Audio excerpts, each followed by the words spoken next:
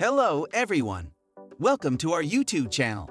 In today's video, I'm going to show you how to transfer photos, videos, or any files from your Android phone to your Windows laptop or desktop computer. First, connect your phone to your computer using your phone's cable. Once you do, you'll see a prompt on your phone. Tap on Allow to give your computer access to your phone's files. Depending on your phone's brand or manufacturer, you may also see an option to select Transfer Files. Select that option. Next, go to your computer and open File Explorer. On the left side, you should see your phone listed. For example, my phone is an Infinix Hot 7 Pro. Click on your phone and you should see its internal storage. Double-click on it to open. Double-click on this folder to open it. Here, you will see all the photos and videos from your phone.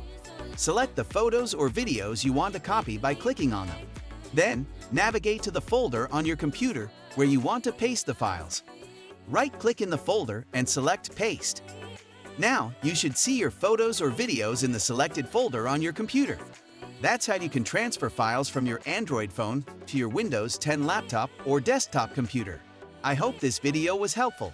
If it was, please give it a thumbs up and don't forget to subscribe.